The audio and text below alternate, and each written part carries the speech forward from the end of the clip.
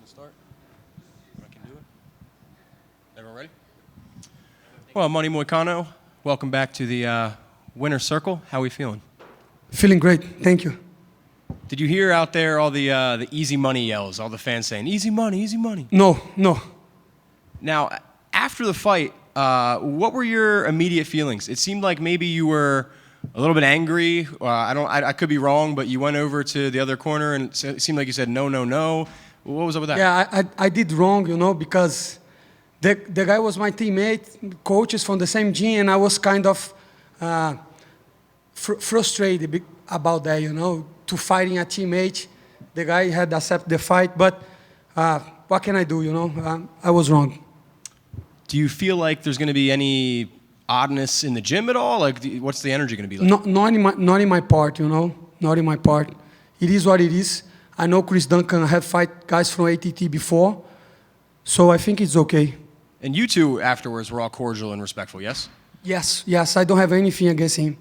And I see you have some ice. Oh, I can't see now, but before we saw ice on the leg, a little banged up. All good? What happened with the leg there? He throws some good calf kicks. Now, post-fight show, you mentioned some names. I think most notably, Ortega said there's bad blood there. What's up with that? Why is he the one you want most? I was supposed to fight him last month, and then he pulled out, So I think it's fair to say that we need to settle this thing, I need to fight him, especially in Brazil. I know UFC is coming back to Brazil, so let's do Ortega versus Moicano. I love it, man. And after the fight, gave a lot of credit and love to Jesus. Tomorrow's Easter. Any symbolism there? Have you thought about that at all? 100%. This week I was like watching videos, going to my Bible, and studying what happened to Jesus this week, was pretty brutal. So I think that's nothing compared to what Jesus... And I want to credit this victory for Jesus because I was coming for 2 losses, and I pray so much, and I dedicate this victory for Jesus. I know all that shit, money, all that stuff... We think that what is we need, but no. There is another kingdom after this one. It is, so I'll pray to Jesus. Last one for me, switching up there a little bit. The number one thing I got from fans wanting me to ask you is, are you coming back to the podcast? Yeah, now I can come back to the podcast, Like I say, I'm still a fighter, I'm doing content, but I have to balance it out. So if I have a fight, I have to focus. Otherwise, you spend the energy on other stuff, and that's going to show up on the octagon. And I lied. I have one more just because I forgot to ask earlier. ATT compared to your gym, how do you split that, especially going forward? I have a good partner. Marlon Moraes used to be a UFC fighter, and now he's a police officer, and he takes care of the gym. So at this time, I didn't need to go to teach classes and stuff. But now I don't have a fight. I will get back to the gym. Renato, congratulations on the win. After the fight, you said, F the fans. As it stands, what is your relationship with the fan base? No, I love the fans, but the fans just love who is winning. And it is what it is. Life is like that. So I love fans, but fuck the fans too, because if we need the fans, so that's why you have to be entertaining. You have to give some entertainment. But as soon as you start to lose, they're gonna hate you. It's just life, and that's okay too, no bad blood too. Did you feel that some of the fans were disrespecting you going into this, or maybe overlooking you? Or it felt when you made that message to the fans like they had done something to you immediately before that? Or why did you choose that moment to point out something to the fans? Because last time that I win was in Paris, 2024, September. So a long time with no winning. And every time that I see a comment say, Renato Moicano is done, he's done, and sometimes... I don't know, you just don't have the appreciation of the fans. But again, I don't blame on them. It's just life. I am a fan too, And I have fighters that I look it up and I say, this guy is good. And then he starts to lose and I say, this guy is shit. I do the same, So he's fucking tired. Exactly. Everybody was saying, he's fucking tired. And then that's why I say that. I'm sorry. Well, there must be something to it too, because even though you said you had the 2 losses, I think you're one of the most beloved fighters that we have. I think when the fans come, the fans always love seeing you. When you show up at media events, there's always a big crowd from the pop. What do you think it is about you that resonates with the fans so much? I think I'm funny because I don't know how to speak English properly. Well, you made some colorful phrases tonight that I think are going to get made into T-shirts and all kinds of things tonight. So I think you have a perfect way of words with the fans. Thank you so much, sir. Like what? Tell me one. One t-shirt. Jesus, Huh? Jesus, Jesus First motherfucker. That's what we want. You know that's going to be on T-shirts. I hope so. I would like to see that. Jesus first, motherfuckers.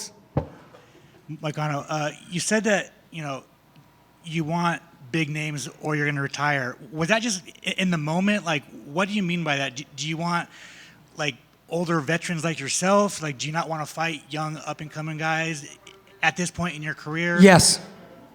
Yes. I will become 37 years old, It's not that I don't want to fight upcomers, but the business is, I'm doing stuff outside too, YouTube, and I'm making money outside too. So the guy needs to be, at least has some hype, Because look, Chris Duncan, I took that fight because I was like a 2 fights kid. But he's not famous, nobody know him, These Apex cards, this Apex card was fucking shit. Dana White, don't listen to that. But you having Moicano as a main event in fucking Apex, you kidding me, And who is fucking Chris Duncan, brother? That fight doesn't add to my career, doesn't add to my YouTube, So I think it should be like a fight that I can promote, like Ortega, like Paddy Pimblett, like Dan Hooker, maybe Benoit Saint-Denis, maybe somebody, somebody that the fans know. That's what I'm saying. There is a lot of guys that are very good, but nobody know them. And it's not, and everybody can win and everybody can lose. It's not about winning and losing. It's about to get the most hype, people talking about you, because this is the business. Thank you. And then you have some upcomers that nobody know their name and they're very dangerous. I don't think that's smart. So, Renato? Oh, over here. Congrats. During post-fight, post-fight show, you were talking about Dan Hooker, easy money, Benoit Saint-Denis, easy money, and Paddy Pimblett, easy money. Which one of them would be the easiest money for you? I think Dan Hooker, because the style, but Paddy Pimblett is a fight that I want to for a long time, because he's famous. Remember what I was saying about hype? He has hype and he's famous. But I don't think UFC gonna put me to fight Paddy Pimblett. But one thing that I want to say is the last time I was saying just easy money, but actually I respect Paddy Pimblett because he made a war against Justin Gaethje. That's not easy, but still, imagine Paddy against Topuria. It's other level. So any of those guys, even Benoit Saint-Denis, even Ortega, I want to fight big names and easy fights, easy money. Okay, and would you say that Paddy is still as precious name as before the title fight, or would it give you more in your career, for example, to fight Benoit while he's on the rise again? I think Paddy Pimblett will be better because he has more name than Benoit Saint-Denis. I beat Benoit Saint-Denis once and I can do again, Because he's not that good. That's the truth. That's the truth. I know people. You watch his fight against Dan Hooker, that was a fucking terrible fight. He's not good at all. And maybe people say that I was lucky in Paris, but I can beat him up again and be on the top 5. Who fucking cares? I don't. And the last one from me. During the same post-fight show, you were talking about the whole top 10, and you said jokingly that apparently you are fighting your teammates so you can fight Mateusz Gamrot as well, but then you added that was a joke. So I wonder, what's the difference between, for example, Chris Duncan and your relationship with Mateusz? No, I know Mateusz since the beginning, since when I got in American Top Team in 2018, we have been training together. I would never fight Mateusz Gamrot because he would beat me. Thank you. Renato, your rant post-fight was maybe the most epic rant I've heard in the cage. Were you planning on these things to say, or were you just caught up in the moment? No, I never play. I don't even know if I'm gonna win. How I gonna play? I just go over there and fight and then say whatever comes to my mind. Who are your top 3 fuck yous? Fuck you. Your top 3 things that are your fuck you list.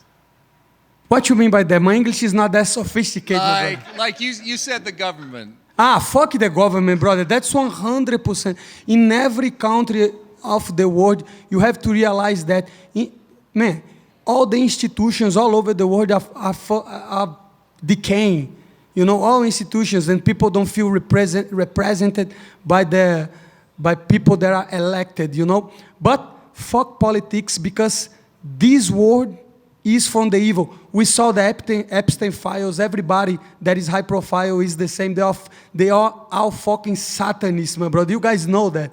So that's why I say, don't care about government, don't care about politics, care about your salvation. And your salvation is Jesus Christ. So, fuck the government. Just one more here. I saw you express your thoughts on the card tonight and the talent that was on display today. So if it was up to you, it seems like you're leaning towards wanting a fight with Paddy, and obviously a big name like that. I'm not sure if he'd go to Brazil. Maybe it's something like an international fight week or something. So if we talk to matchmaker Moicano, where do you think that fight should be, and who would you like to be on the card with? I want to fight in Brazil, you know, especially because I have been hearing that they're going to do 2 UFCs in Brazil this year, and probably it's not going to be a number event, you know. So if it's going to be a number event, of course, it will be Charles Oliveira. But if not, if it's a fight night, they could put like Brian Ortega and Manny Moicano, Moicano and Paddy Pimblett, Moicano and Dan Hooker, Moicano and Benoit Saint-Denis. I want to fight in Brazil next time.